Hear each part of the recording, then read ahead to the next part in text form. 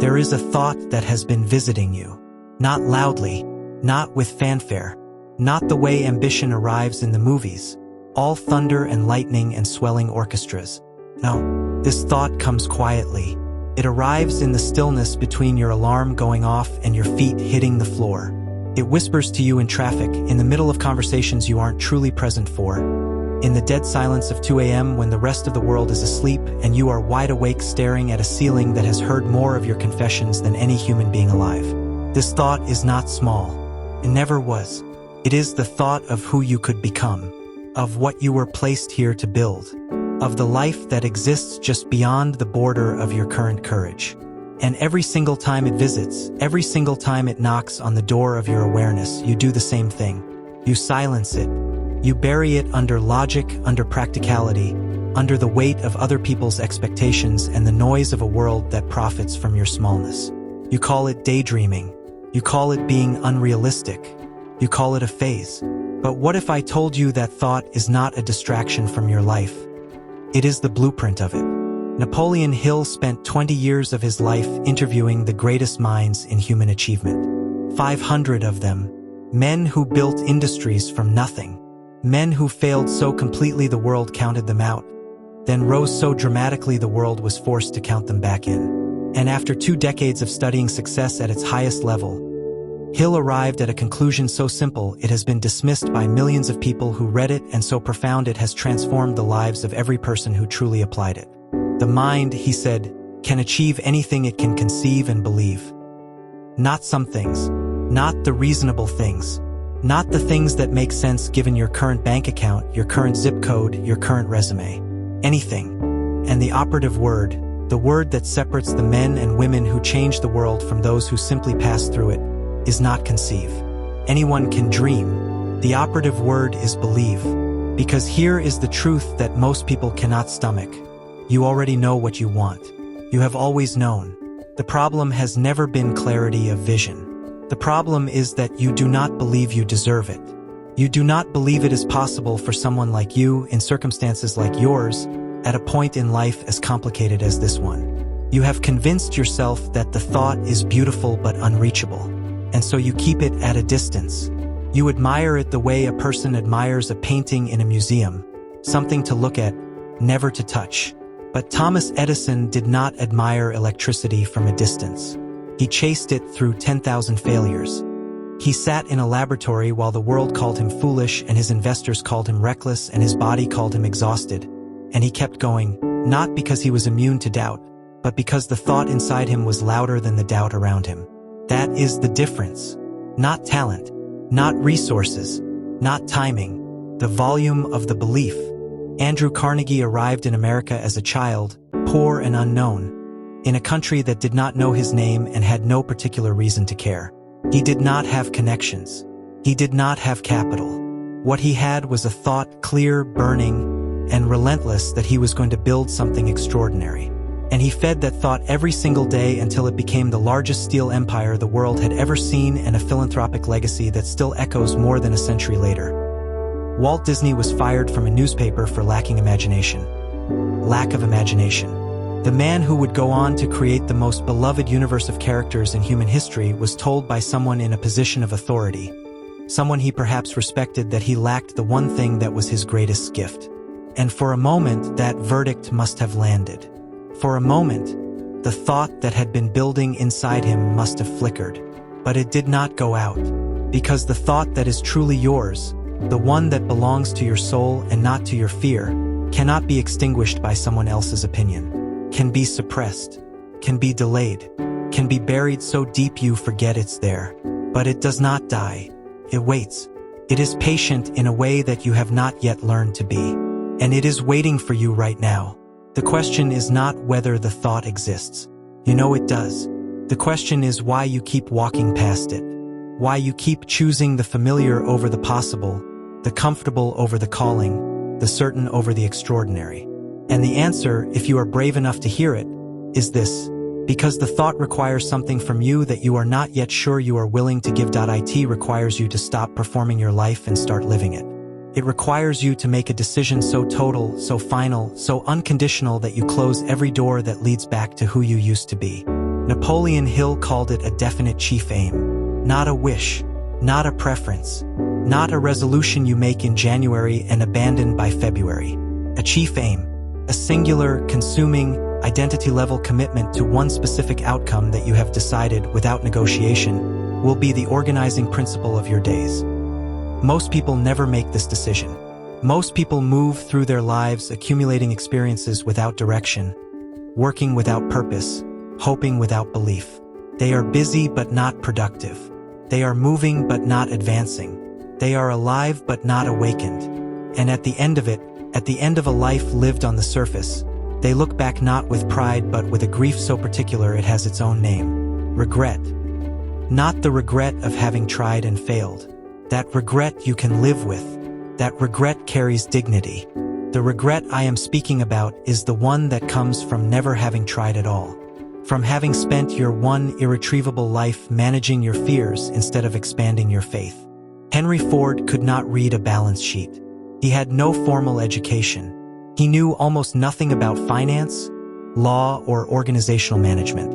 What he knew, what he was absolutely certain of in the marrow of his bones, was that he was going to put the world on wheels. That one thought consumed him so completely that it attracted to him, over time, every resource, every person, every circumstance he needed to make it real. He did not become capable and then believe. He believed first and capability followed. This is the sequence the world has it backwards. The world tells you to get the credentials first, then pursue the dream. To build the safety net first, then take the leap. To wait until the conditions are perfect, the timing is right, the risk is minimal. And so you wait, and the conditions never quite arrive at perfect. And the timing never quite aligns. And the risk never quite disappears. And the years accumulate quietly, invisibly, until one day you realize that caution, the very thing you thought was protecting you, was the thing that stole from you most completely. Belief is not the reward that comes after the evidence. Belief is the seed that produces the evidence. You do not believe it because you see it.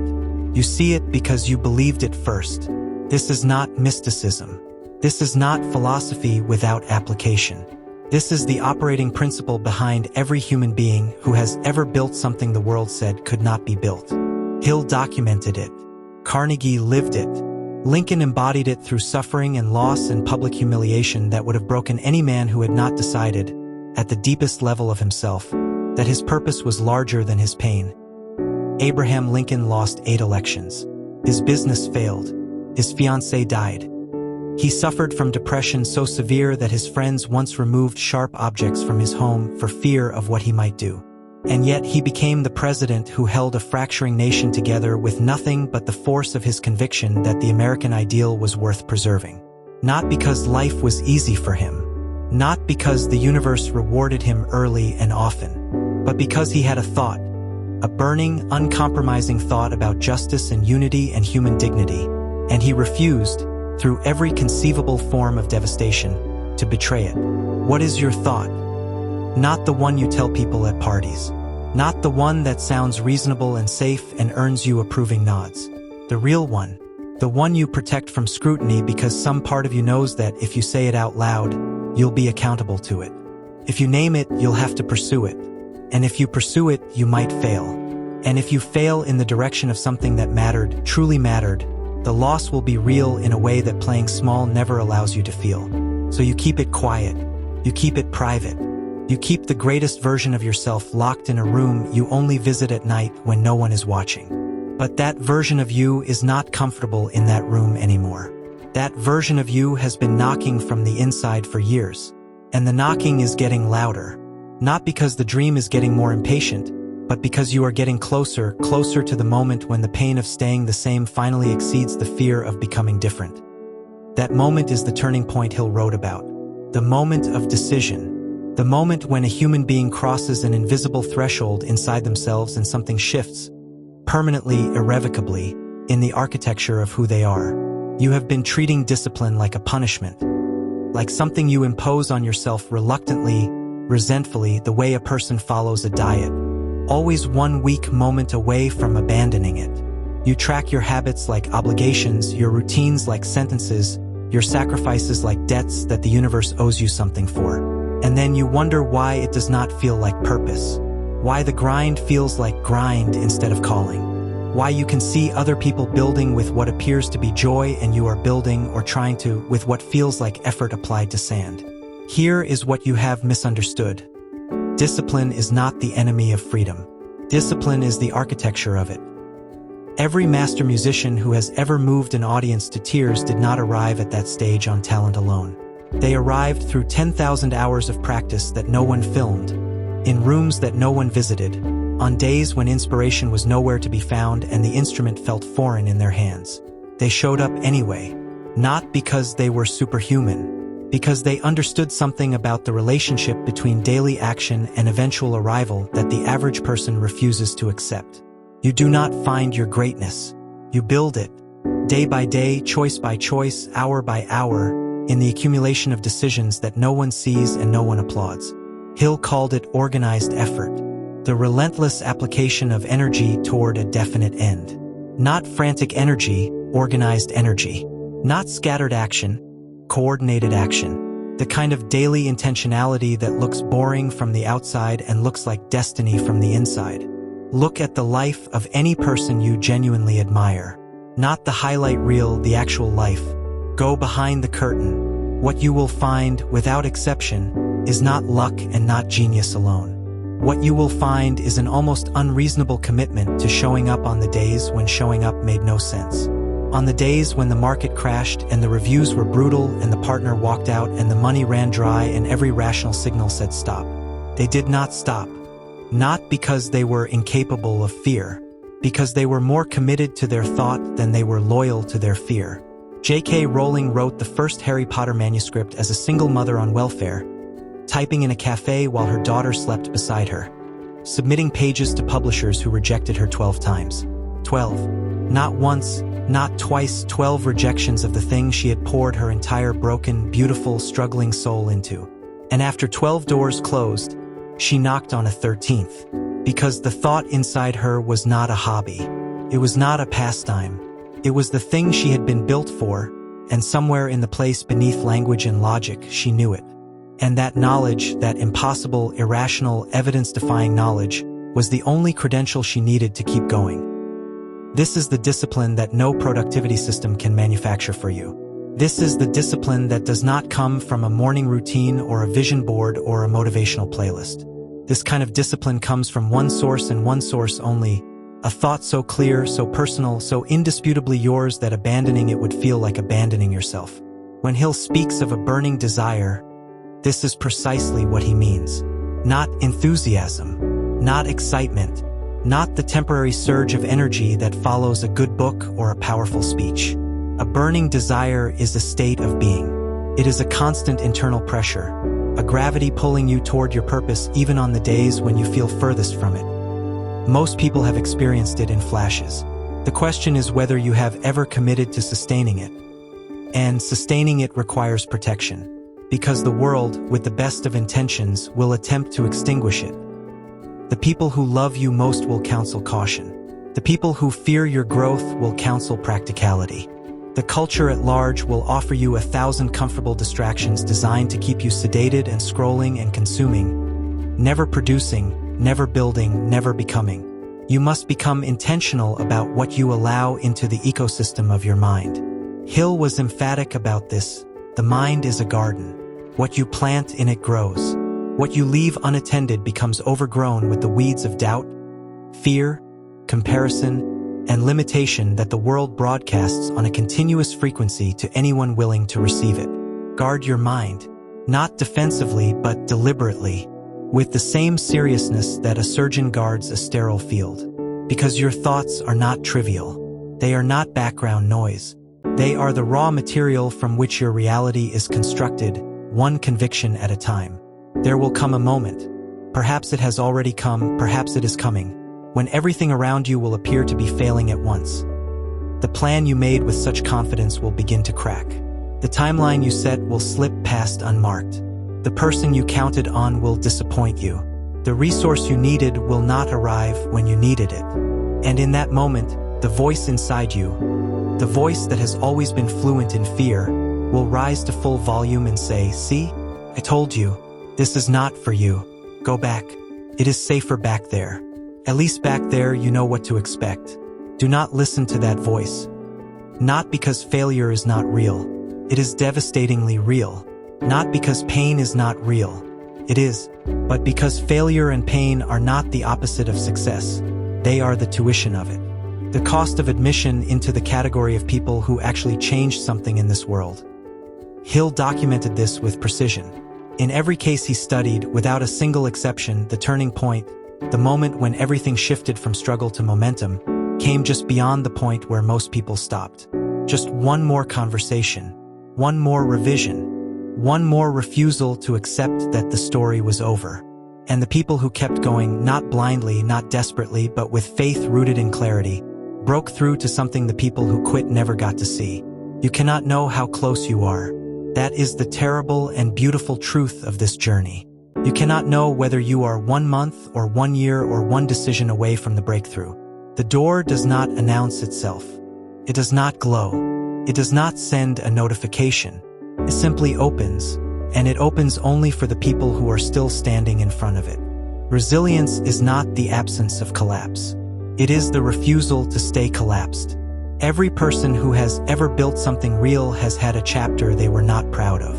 A season of profound disorientation when the vision felt like a delusion and the effort felt like vanity, and the distance between where they were and where they wanted to be felt not like a journey but like a mockery.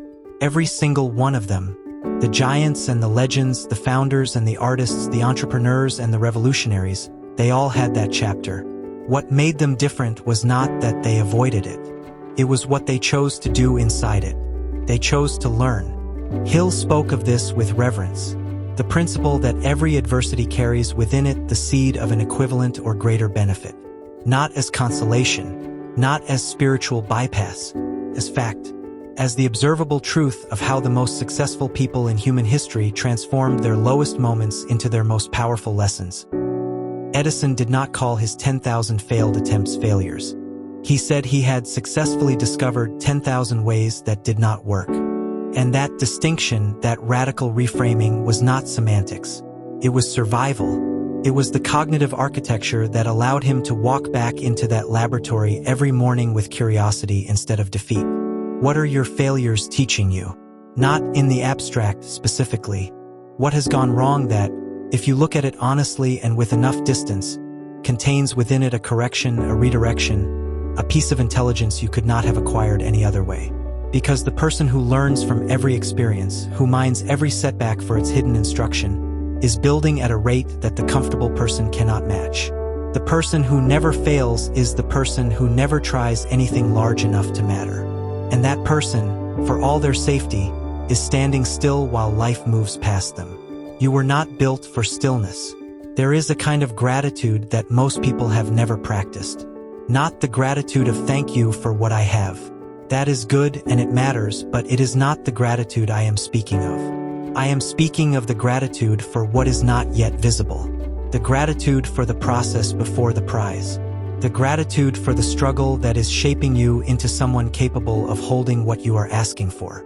This is a discipline of the spirit as demanding as any physical or intellectual discipline, because it asks you to look at a life that may be incomplete, a bank account that is not where you want it, a relationship that is not yet what you dreamed, a body that is not yet the expression of your best commitment, a career that has not yet reached its ceiling, and choose, consciously and deliberately, to be grateful not for the absence of what you want but for the presence of the process that is delivering it. Hill observed that the most successful people he studied possessed an extraordinary quality of faith. Not religious faith alone, though many were deeply spiritual, but a broader, more operational faith. A faith in the principle of cause and effect. A faith that every right action, every thought aligned with purpose, every decision made from clarity rather than fear, every day given fully to the work, would produce, in time, the corresponding effect. They did not demand immediacy. They did not require the universe to operate on their timeline. They planted their seeds with precision and they tended them with consistency, and they trusted, absolutely, that the harvest was coming. This is the patience that looks like passivity from the outside but